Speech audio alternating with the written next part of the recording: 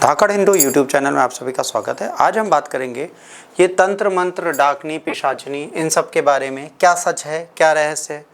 बहुत सारे ऐसे मिथ मार्केट में फैले हुए हैं जिसको समझकर लोग बहुत ज़्यादा कंफ्यूज और भ्रमित होते हैं। देखिए, तंत्र और मंत्र दोनों को लोगों ने गलत तरीके से परिभाषित किया है। कई यूट्यूबर उसे गलत तरीके से बताते हैं। यदि तंत्र और मंत्र की बात की जाए तो तंत्र जो होता है वो आपके शारीरिक रहस्य को समझने में आपकी सहायता करता है। तंत्र सिर्फ बुरा नहीं होता, तंत्र आपको आपके शारीरिक ऊर्जा को बढ़ाने के लिए, आपके शारीरिक मानसिक रहस्यों को समझने के लिए एक साधना है। इस साधना से आप अपने उस अंतर मन को जान पाते हो, अपनी उस आंतरिक शक्तियों को पहचान पाते हो जो आपके अंदर है। जैसे आपको बताएं कि विश्व के जो एक व्यक्ति थे जिन्होंने बहुत ज़्यादा वजन उठाया, तो उनसे पूछा कि आपने इतना वजन कैसे उठाया। उन्होंने उठाया था तकरीबन 1000 केजी के आसपास। तो उन्होंने ये सोचा, उन्होंने कहा कि मैंने सिर्फ ये सोचा कि मेरा बच्चा ट्रक के नीचे फंसा हुआ है और मैं उसे निकाल रहा हूँ। वास्तविक रूप से एक मानव शरीर 500 केजी भी नहीं उठा सकता ठीक से। वो अगर उससे ऊपर उठा रहे हैं तो उनकी एक ऐसी इच्छा थी, वो अपने बच्चे को बचाने की इच्छा के साथ वहाँ खड़े थे। और उन्होंने क्या किया, उनके शारीरिक शक्ति को 1000 गुना बढ़ा दिया। आपकी बॉडी में ऐसे हार्मोन्स हैं, आपकी बॉडी में ऐसी चीज़ें हैं जो आपको बहुत ज़्यादा विकसित कर सकती हैं, पर उसको करने के लिए आपको तंत्र विज्ञान की ज़रूरत है। एक समग्र उपयोग है जिसको करके आप अपनी चीज़ें कर सकते हैं। मंत्र क्या है? मंत्र एक ध्वनि तरंगे हैं जो आपके शरीर पे सकारात्मक नकारात्मक प्रभाव दोनों डालते हैं। जैसे घंटी बजाना बड़ा शुभ माना जाता है, शंख बजाना बड़ा शुभ माना जाता है, थाली बजाना बड़ा शुभ माना जाता है, उसी तरीके से यदि आप मंत्रों का जाप करते हैं, जैसे सिर्फ ओम का चैंट जब रिसर्च में देखा गया तो पता चला ये बहुत सारी हीलिंग पावर रखता है। कई चीज़ों को ये हील कर सकता है, रिलैक्स कर सकता है। तो मंत्रात्मक शक्ति भी आपको बहुत चीज़ें बता सकती है। उद्देश्य क्या है? यदि एक मंत्र को आप अपनी शारीरिक ऊर्जाओं को जागृत करने के लिए प्रयोग में लाते हैं तो तंत्र और मंत्र आपके लिए अच्छे हैं। अच्छा, तंत्र और मंत्र को लोगों ने काला जादू से जोड़ दिया, भूत पिशाच पिशाचिनी से जोड़ दिया। मैं ये नहीं कहूँगा नहीं होती, क्योंकि जब तक मैं सच में किसी चीज़ की पराकाष्ठा तक नहीं पहुँचता है, सत्यता का आभास नहीं होता, जिस दिन किसी ने ये प्रूफ कर दिया देवता नहीं होते, उस दिन मैं देवता मानना बंद कर दूँ। पर जब तक लोग ये प्रूफ नहीं कर पा रहे देवता नहीं होते, तब तक उस परम शक्ति की पूजा मैं तो नहीं बंद करूँगा। तो अगर उस परम शक्ति की पूजा मैं नहीं बंद कर सकता तो ये डाकनी, पिशाचिनी, भूत प्रेत, इनकी भी पूजा नहीं बंद हो सकती, क्योंकि ये भी कहीं ना कहीं एक रहस्यात्मक शक्तियाँ हैं जिनके बारे में हमें आपको ठीक से आभास नहीं है। तो इनके बारे में भी हमें आभास होने की आवश्यकता है। अब तंत्र के पीछे भ्रांतियां क्या हैं? लोग कहते हैं काला जादू है, अघोरी की साधना की गलत व्याख्या, बुरी शक्तियों का भय है, फिल्मी छवि का प्रभाव है। जैसे आप देखिए शैतान मूवी आती है, वश मूवी आती है, उसमें दिखाते हैं कि आपने बिस्किट खिला दी, लोग आपके पीछे भाग रहे हैं। भाई ऐसे तंत्र मंत्र नहीं होते हैं। डाकनी पिशाचिनी के लिए सीरियल आ गए कि वो बहुत सुंदर हैं, बहुत बड़े बड़े बाल हैं। भाई ऐसे नहीं होता। हाँ, शक्तियाँ होती हैं बिल्कुल। आपके नवग्रह पाठ भी करेंगे, दुर्गा सप्तशती करेंगे, उसमें भी डाकनी पिशाचिनी के बारे में बात की जाएगी। परंतु ये वास्तव में होती हैं कि नहीं होती, इसके बारे में हमें अभी कोई चीज़ नहीं पता। वास्तविकता सत्य क्या है? शाक्त और शैव परंपरा का ज्ञान है जो आपके शारीरिक और आंतरिक अंतर मन को जागृत करता है, चेतन अवस्था को सही करता है, आपके अनकॉन्शियस माइंड को, अचेतन अवस्था को जागृत करके आपको आपकी शक्तियाँ दिखाता है। आपने बचपन में एक सीरियल देखा होगा, अगर कभी देखा है, नहीं देखा तो शुरुआत शक्तिमान से करिए। शक्तिमान में वो बैठते हैं और उनके 5 चक्र वो जागृत करते हैं। ये बोलते हैं तंत्रात्मक क्रियाएं, जिन्हें आप योग साधना के थ्रू पा सकते हैं। तो ये तंत्रात्मक क्रियाएं ऊर्जा का केंद्र होता है। भाई 5 केंद्र हैं, चक्र हैं, उनमें ऊर्जात्मक केंद्र बढ़ते हैं। वो ऊर्जा के केंद्र यहाँ पर आपके लिए आते हैं।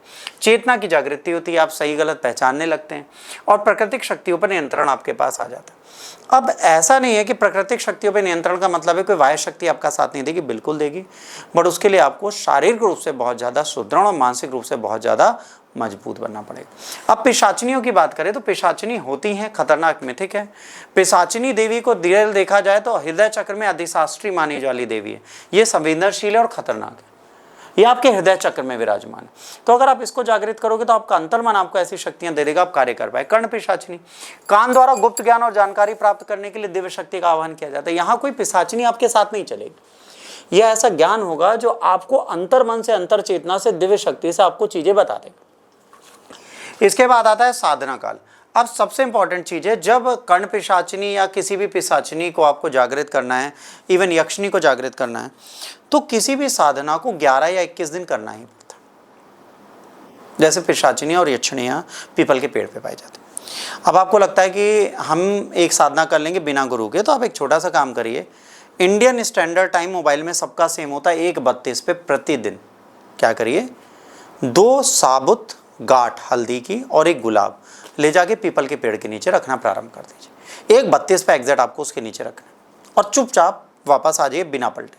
आप पलट के नहीं देखेंगे क्या हो रहा है आपके साथ। 20 दिन बीतेंगे, 51 दिन का है या 41 दिन का है, या 41 दिन करिए 51 दिन करिए, 20 दिन बीतेंगे, आपके पीछे कोई चलने लगेगा, आपको आभास होने लगेगा कोई शक्ति आपके पीछे चल रही।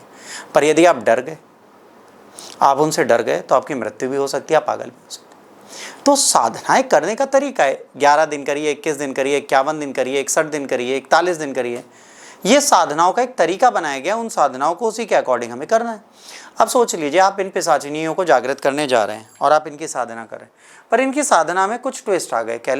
पहले आपको शुद्ध कर्म और अंतर्मन होना चाहिए, आप स्वच्छ होने चाहिए, आप शारीरिक रूप से स्वस्थ होने चाहिए, आपकी आत्मा मजबूत होनी चाहिए, चेतन अचेतन अवस्था की जागृति में आप डरे ना।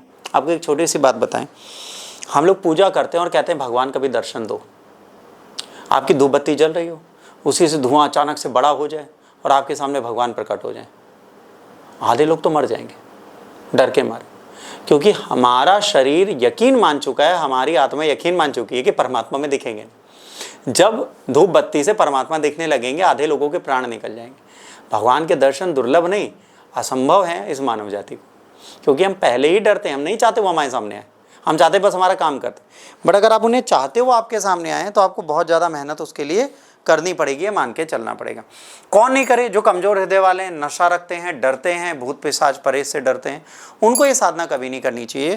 क्योंकि याद रखिए, साधना में रात को आपको डर सकते हैं, कर्ण पिशाचिनी आपको डरा सकती हैं, साधना के बीच में आपको बहुत भयानक सपने दिखा सकती हैं, आपको मौत का डर दे सकती हैं, आपको घबराहट हो सकती है, भूत प्रेत जैसी चीज़ें दिख सकती हैं, कई सारी आवाज़ें सुनाई दे सकती हैं, जिससे आप बहुत ज़्यादा विचलित हो सकते हैं और अपने जीवन को कठिनाई में डाल सकते हैं। तो मेरे हिसाब से साधना उन्हीं लोगों को करनी चाहिए जो इसके लिए बने हुए हैं। अब साधक गुप्त श्रवण शक्ति अगर पा लेता है तो क्या कर सकता है?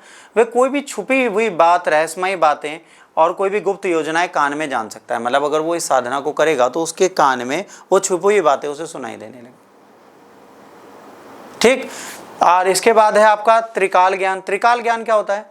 ये ज्योतिषों के पास हो सकता है, अगर जो बड़े ज्योतिषी हैं, बड़े ऋषि हैं, भूत, वर्तमान, भविष्य की संपूर्ण जानकारी आपके सामने आती है। और ये भूत, वर्तमान, भविष्य की संपूर्ण जानकारी आपको काफ़ी हद तक बदलने का कार्य करती है। तो ऐसी शक्तियाँ आपके पास बिल्कुल होनी चाहिए और ये आपको परम ज्ञान प्राप्त कराती हैं। विशेष मंत्र इसके लिए पढ़ा जाता है, पहली चीज़ ये समझिए। बट एक चीज़ आपको समझनी है, इसका ज्ञान बिना गुरु के ना लें। अगर आपके पास गुरु नहीं है, आप स्वयं इसका ज्ञान लेने जा रहे हैं, तो आपको समस्या होगी। गुरु के ज्ञान के बिना किसी भी योग साधना को और गुप्त साधना को नहीं करना चाहिए। गुरु के ज्ञान के बिना वह आपको असंभव प्रतीत होगी, आपको घबरा देगी, डरा देगी। क्योंकि किसी भी साधना को करने से पहले पिशाचिनी की करें, यक्षिणी की करें, गढ़ों की करें, आपको भोले बाबा की अनुमति लेनी पड़ती है। तो शिव साधना कैसे करनी है आपको गुरु बताएगा, और कोई आपको बता नहीं सकता। ये साधना कौन बताएगा? आपको गुरु बताएंगे कि आपको कौन सी साधना करनी है। ठीक। मनोवैज्ञानिक प्रभाव इसमें बिल्कुल आता है, चेतना उच्च स्तर की हो जाती है, ध्वनि विज्ञान आता है, विशिष्ट तरंगों को मस्तिष्क हमारा समझता है, जानता है, पहचानता है, बूझता है। तो वे कहीं ना कहीं हमें लाभ ही देता है, हमें हानि नहीं देता। यदि आप कुछ ऐसा विशिष्ट ज्ञान पाना चाहते हैं तो आप इस चीज़ को बिल्कुल कर सकते हैं। स्वतंत्र साधना का खतरा है, विशेषज्ञ के बिना इस कार्य को ना करें। आपको याद रखना है, यदि गुरु नहीं है आपके पास तो आप ये साधना ना करें। बिना गुरु के ये साधना संभव नहीं होता। ठीक।